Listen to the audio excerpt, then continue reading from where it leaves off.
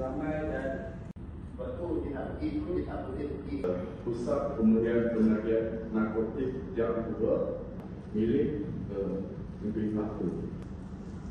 Okey, bagi menjawab ketelah semalam, telah saya jelaskan tadi yang mana surau-surau yang kita berikan sumbangan adalah surau-surau yang mempunyai ayat buah takdan masyarakat Islam dan mempunyai karya dan juga mempunyai jawab berkuasa. Dan surau yang dimasukkan ataupun pusat aktiviti agama yang dimasukkan ini adalah terletak di bawah agensi ataupun institusi. Makna dalam menjadi tanggungjawab agensi dan juga institusi tersebut untuk memberikan sumbangan dan juga melakukan apa juga program. Namun demikian, jika ada permohonan dan kita merasakan ada di keperluan, insya-Allah kita akan lakukan. Okey, terima kasih. Dan di luar sini dapat khusus memahami apa yang kita. Terima kasih.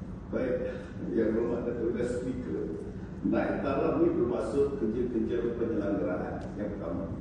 Yang kedua juga ada naik taraf yang dimaksudkan adalah bangunan-bangunan tambahan seperti bilik air, rumah mandi jenazah dan sebagainya. Itu yang dimaksudkan. Okey, terima kasih.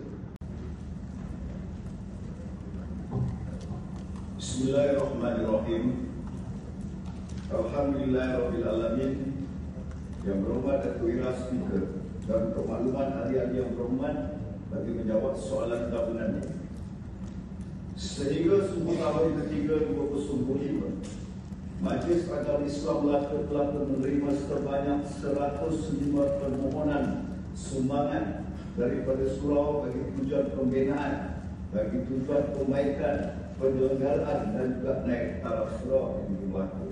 Ini adalah perbelanjaan untuk suku tahun pertama 2025, belum lagi selesai sehinggalah ke hujung tahun ini, yang mana sumbangan surau dan masjid daripada Majlis Agama Islam berjumlah 3 juta ringgit setiap tahun. Dan Ketua Speaker, surau agensi ataupun surau institusi bukanlah merupakan tanggungjawab Majlis Agama Islam, tetapi menjadi tanggungjawab kepada agensi tersebut. Namun demikian, Majlis Agama Islam dan juga Jabatan Agama Islam tetap juga memberikan sumbangan sekiranya ada keperluan. Ya, terima kasih. Berapakah jumlah surau dan juga masjid di negeri Melaka ini yang telah lulus permohonan kerja-kerja penggaraan bagi tahun 2004 dan juga 2020? Sekian.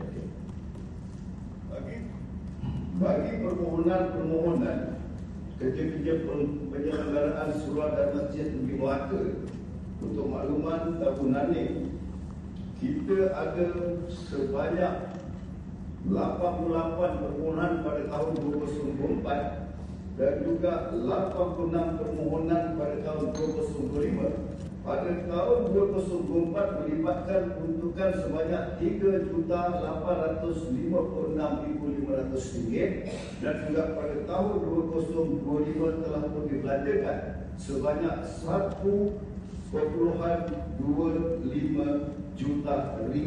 Dan untuk maklumat tahunan ini juga selain daripada mahir, Jaim juga telah membuat sumbangan-sumbangan untuk kerja-kerja penyelenggaraan di Melaka 2.321 juta ringgit untuk seluruh khidmat. Daripada Majlis Islam untuk kait surau Perdani Permohonan kerja-kerja penyelenggaraan bagi surau dan masjid yang dihantar kepada mahir akan diputuskan. Dan juga kita ada dasar, kita juga ada konsep yang mana Majlis Agama Islam hanya menyumbangkan sebahagian dan sebahagian lagi hendaklah diusulkan melalui dana wakaf ahli-ahli karya. Kenapa? Kerana kita juga memberi peluang kepada ahli karya untuk menyumbangkan dana untuk mencari pahala untuk kepentingan mereka apabila kita dah tak ada lebih lagi. Dan sebab itulah kita tak menyumbangkan semua. Dalam masa yang sama juga, ini juga meringankan beban Majlis Agama Islam. Terima kasih. Ya, betul. Ya, dia makan